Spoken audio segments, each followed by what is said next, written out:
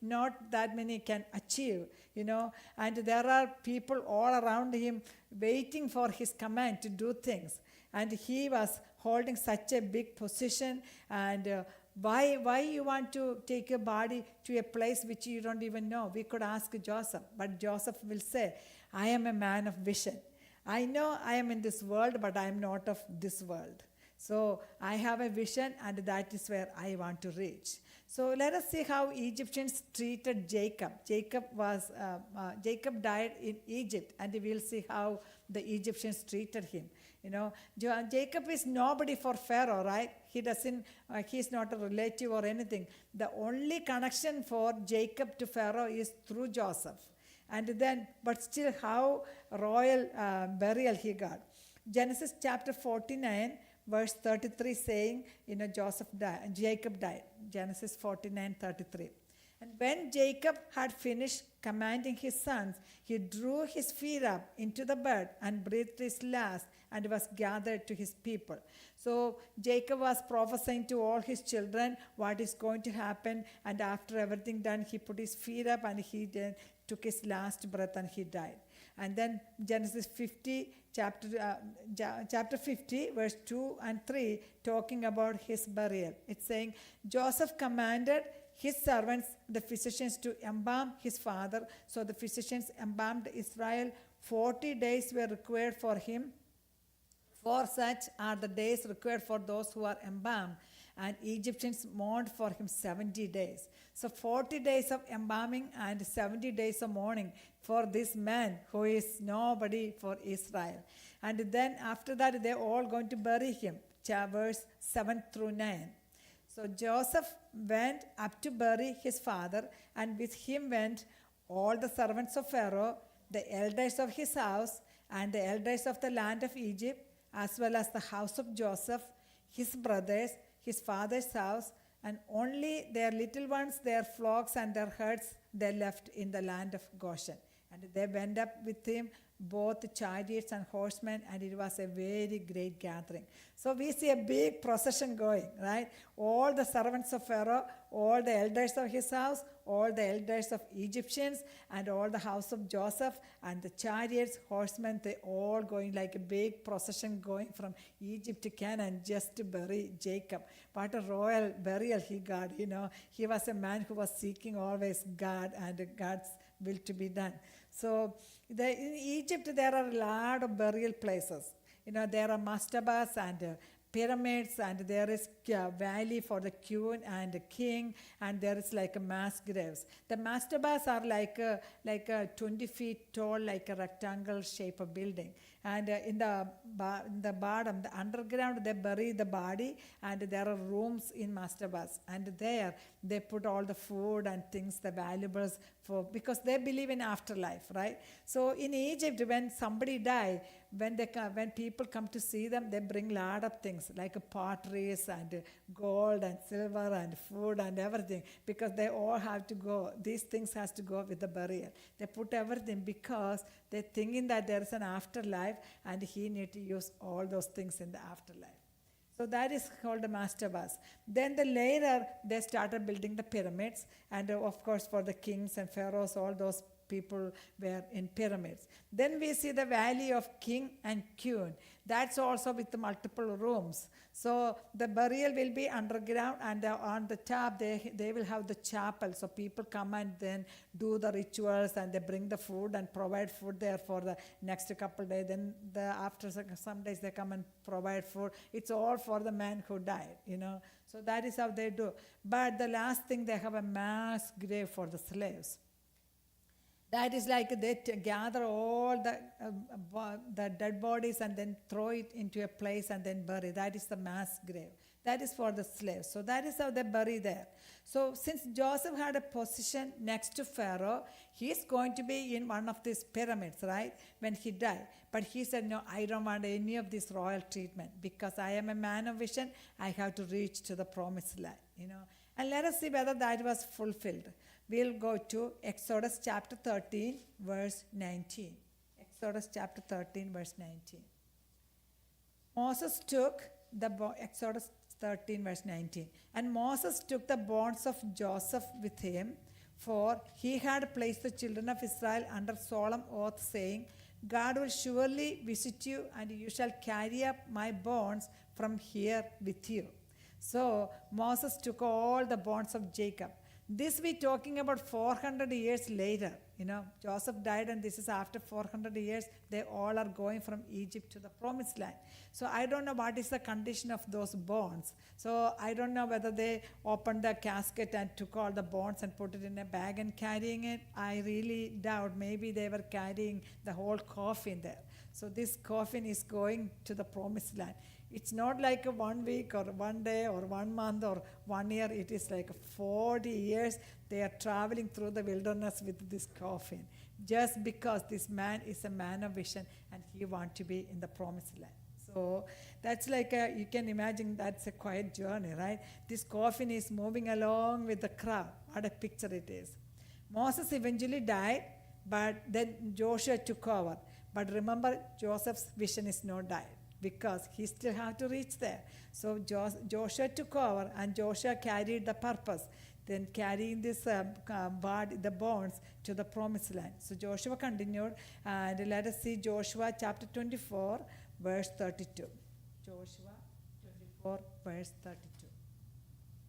There we can see that the bonds of Joseph, which the children of Israel had brought up out of Egypt, they buried at Shechem in the plot of ground which Jacob had brought from the sons of Hamor, the father of Shechem, for 100 pieces of silver, and which he became an inheritance for the children of Joseph. So Joseph's story teaching us that we should always be a people of vision. Our vision should be to reach to the promised land, to reach to the eternity. No matter whatever we face, no matter whatever blessings we have here, just leave everything and just focus on the vision. That's what he's teaching. Now, let us look at the Israelites. These people didn't have any vision. So you imagine the people with no vision are carrying the body of the man who has the vision. Okay? So now let us look at the Israelites, their character. Exodus chapter 14, 11 through 12. 11 through 12, Exodus 14. Then they said to Moses, because there were no graves in Egypt, have you taken us to die in the wilderness? Why have you so dealt with us to bring us up out of Egypt? Is this not the word that we told you in Egypt, saying, let us alone, that we may serve the Egyptians? For it would have been better for us to serve the Egyptians than that we should die in the wilderness. When I prepared the message, that is when I paid attention to this. We don't see this portion anywhere else. When they were leaving Egypt, we don't see that the Israelites telling Moses, leave us here. We want to stay in Egypt. But here it's saying that, is this not the word that we told you in Egypt, that let us alone, that we may serve the Egyptians? So they didn't want to go to the promised land. They just want to be in slavery all their life. Can you see all around the world, we can see there are a lot of people, they love slavery, slave of sin, and they enjoy they enjoy that kind of life. And that is what they're saying. No, we don't want Jesus. We love this kind of life. See, that is what they're doing too. Here the promised land is waiting for them, and they're saying that, leave us alone, we may serve the Egyptians. So two things they are saying. We want to be in Egypt. And the other thing is there no graves in Egypt? That's what we read earlier. Because there was no grave in Egypt, have you taken us? So we can ask these Israelites, yeah, there are graves in Egypt, but what good is it for you? You cannot be in Mastaba, you cannot be in the pyramid, you cannot be in the valley of King. You will be in the mass grave, will be thrown, because you are after all a slave. And now you complaining and murmuring about that grave there, better than the promised land. And the other thing they are asking is that it should have been better for us to serve the Egyptians than we should die in the wilderness. So they are full of Egypt. They, in their sleep, in their problem, in their journey, all their thinking is about the Egypt. They want to be there. They have no vision, but they're carrying the man's body, bones, the man with the vision they're carrying. So they're enjoying the faithfulness of God, but they don't want God. That is how they are. Now we'll go to Numbers 14 verse 2. And Numbers 14 verse 2. And all the children of Israel complained against Moses and Aaron, and the whole congregation said to them, if only we had died in the land of Egypt, or if only we had died in this wilderness. So they speaking with their mouth what they want. Always remember there is power in the word. So their intention is not to reach to the promised land because they don't care. So remember the verse, Bible says, if there is no vision, the people will perish. So they have no vision of reaching there. And of course they perished. So when it comes to Numbers 14, 29 through 32, we can see what God did for them. 29 through 32. The carcasses of you who have complained against me shall fall in this wilderness. All of you who were numbered according to your entire number, from 20 years old and above, except for Caleb the son of Jephunneh and Joshua the son of Nun, you shall by no means enter the land which I swore I would make you dwell. But your little ones, whom you said would be victims, I will bring in, and they shall know the land which you have despised. That they shall know the land which you have despised. See, Bible doesn't say that they despised. They didn't want to go there, but it doesn't say they despised. But God saw the heart of them. They were despising the promised land. Can you imagine how far they went away from God? God offered a free promised land with milk that is flowing milk and honey, and they're despising it, and they're saying that we are so happy to be a slave in the Egypt. The mentality of the people, that is what God is looking at the world and grieving, because that is the mentality of a lot of people. They enjoying to be the slave of sin, and they despising that eternity. They saying this is good. So God is saying you don't have any desire to reach to the promised land. You don't have any vision. So because of that lack of vision, you all going to perish here. Now we'll see another man with a vision. That is Abraham. Genesis 23, talking about the funeral of Sarah. Genesis 23, verse 1 and 2. Sarah lived 127 years. These were the years of the life of Sarah. So Sarah died in Kiriath Arba in the land of Canaan, and Abraham came to mourn for Sarah and to weep for her. She died at the age of 127. Remember, she was 90 years old when Isaac was born. So that means Isaac is 37 years old.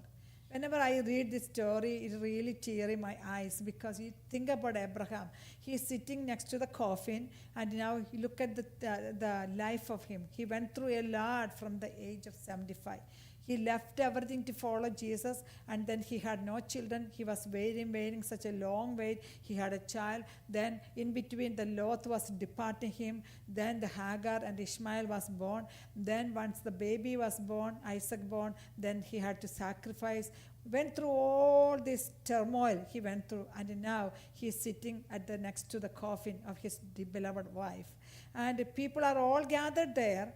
And while they all gathered there, what is Abraham doing? Verse 3 and 4. Genesis 23, 3 and 4. Abraham stood up from before his dead and spoke to the sons of Heth, saying, I am a foreigner and a visitor among you. Give me property for a burial place among you, that I may bury my dead out of my sight. So here the funeral service arrangement, everything is going on. And here Abraham is saying, I'm going to buy a land. Can you imagine? We may think, are you crazy? Your wife is dead, it's arranging for funeral, now you're going to buy a land. So he paid 400 shekel and buying a land. People said, take it free, but he said, no, I want a place. So now we'll see 17 through 19 in the same chapter. Genesis 23, 17 through 19. The field of Ephron, which was in Machpelah, which was before Mamre, the field, and the cave which was in it, and all the trees that were in the field, which were within all the surrounding borders, were deeded to Abraham as a possession in the presence of the sons of Heth, before all who went in at the gate of his city. And after this, Abraham buried Sarah, his wife, in the cave of the field of Machpelah before Mamre, that is Hebron, in the land of Canaan. So two things we have to pay attention. This is the field of Machpelah, and it is in Hebron. Hebron means fellowship. Machpelah means, Mach means cave, Pelah means double or couple. So this is a cave of couples. So he bought this cave for the cave of couples in Hebron. Hebron means fellowship. Abraham has one vision. My family, my generation, my children, my grandchildren, we all have to end up in this place. We want to be with the fellowship with God, the Hebron. We want to reach in Hebron. That should be our vision always. Maybe we don't accumulate much things for our children, but always our prayers should be our children, our grandchildren, we all should be in that fellowship. And here, this is a big place. It has 328 feet long and 66 feet wide. So that can accommodate hundreds of couples there, that Machpelah cave. So, but what happened to us? Only 3 generations reached there. Let us read that verse, Genesis 49, 29 through 31. Genesis 49, 29 through 31. This is when Jacob was dying, before he gave all the prophecy, and then he's saying, then he charged them and said to them, I am to be gathered to my people. Bury me with my fathers in the cave that in the field of Ephron the Hittite, in the cave that is in the field of Machpelah, which is before Mamre in the land of Canaan, which Abraham bought with the field of Ephron the Hittite as a possession for a burial place. There they buried Abraham and Sarah his wife. There they buried Isaac and Rebekah his wife. And there I buried Leah. And I also want to be there. That's why. Look at Leah. Leah went through a lot of painful situations, right? She was an unloved one by her husband, but she also made it to Hebron. But the Rachel, whom Jacob loved the most, but she couldn't make it there. So 3 generations reached there. Even though Abraham had a big vision that all my generations should end up in this Machpelah cave, only 3 generations ended. And the 4th generation comes, they have their own ideas. Isn't that we see in the Pentecostal group too? The first generation have that fire in them, the zeal in them, always fasting, praying, and they teach their children like that too. And then the next generation come, they follow the father, the God of their father. Don't know much connection, don't have much experience. And that is what happened to them. And then they go away. There is a story like I heard about a monk. This monk is like a people, they separate themselves from the society and they want to be alone because they want to get the moksha or nirvana and they want to have a deep relation with God. So there is a monk. He was living in a hillside and he wanted to spend time alone. And he was sitting there and praying all the time and doing all the rituals and all. And one little girl always passed by. She see this monk sitting there alone and doing all the rituals. She felt so bad for this guy. She wondered, is he eating anything? So one day she took some apple in a bag and put it next to him. She didn't say anything. She didn't want to disturb him. Put the apple there and she left and she watched what he's doing. So after his rituals, he got up and he ate couple apple and he hid the rest of it under the soil for him to eat the next day. So then after a couple days, she brought again. So then slowly this monk noticed that the apple is going, is eaten by the mouse. So he thought, oh no, I saved it for the next day and what happened? There is no apple there. Now I had to kill the mouse. What should I do? Let me go buy a cat. So he bought a cat just to take care of this mouse, okay? So this cat is killing the mouse and he was able to eat for some more days. Then he thought, oh my goodness, my cat is getting starving to death. I had to buy a cow to give the milk for the cat. So now he bought a cow. The story ends like this. Finally he got married because he needed a wife to take care of the cow. So the vision was to sit and to get moksha or nirvana, to seek God. But one thing after, it was not all purposely. Accidentally things happened and his vision changed, his perspective changed, his priority changed. Now he is living as a family. This is just a story, but we can relate to our life too. We all start with the good intention. In Bible, we see a lot of people started with the good intention. For example, Adam and Eve had a good intention to live with God, and they lost the vision. Lot had a good vision, started his journey with Abraham, and he lost his vision. Judas had a good intention, started his journey with Jesus, and he didn't make it. King Saul is another example. Demas, he loved the world and he left Paul and he went into the world. But Daniel, Paul, Timothy, they all carried their vision until death. So we can ask ourselves, what are we leaving or what are we saving for our generation? We may think, oh, I want to make a big mansion for my children or with so much money in the bank so they will not be starving to death. Is that our motive, or are we giving this Jesus, this Hebron, this fellowship place for them? That is the most God is looking for. Or are we giving curse to them, like Lot? Lot brought a cursed generation, with his own girls, daughters. He brought forth a cursed generation. So we have to ask ourselves what kind of legacy that we are living, for them. So, and another thing I noticed that Abraham wanted that place, and those people said, take it free. But Abraham said, no.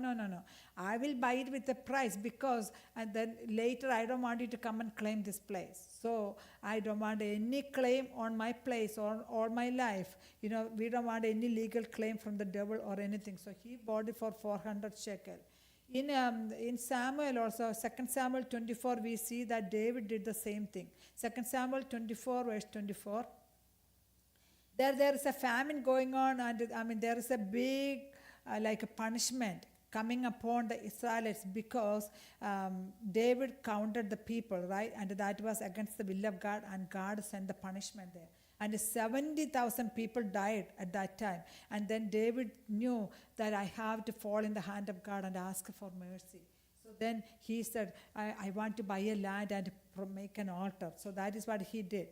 2 Samuel 24, verse 24. I have two more verses, I'll finish. Then the king said to Araunah, no, but I will surely buy it from you for a price, nor will I offer burnt offerings to the Lord, for my God, with that which cost me nothing. See, I don't want to give any offering to God that cost me nothing, We should see, salvation is free, eternity is free, but to reach there, we had to pay the price. To live a holy life, we had to pay the price. We cannot go to God, that cost me nothing. We have to pay the price. Colossians chapter 3, verse 1 through 3 says, Colossians 3, 1 through 3. Since you were brought back to life with Christ, focus on the things that are above, where Christ holds the honored position, the one next to God, the Father on heavenly throne. Keep your mind on things above, not on worldly things. You have died, and your life is hidden with the Christ in God. May God and grace be with us. Thank you, Lord. Thank you for this time, Lord. Thank you for speaking to us, Lord. Help us to be a people with vision, Lord. There are many people started with a good vision, and they all perished. And we don't want to be in that group, Lord, but we want to be looking unto you, Lord, the author and finisher of our faith, Lord. Help us to look unto you and finish our journey. We, our family and our dear ones, we all want to reach in that Hebron, Lord, in that fellowship place, in eternity, and spend our time with you in eternity, Lord. You give us the grace, Lord. We cannot do with our own strength. And you give us the grace every day, Lord. We submit each and every one of us into your hands.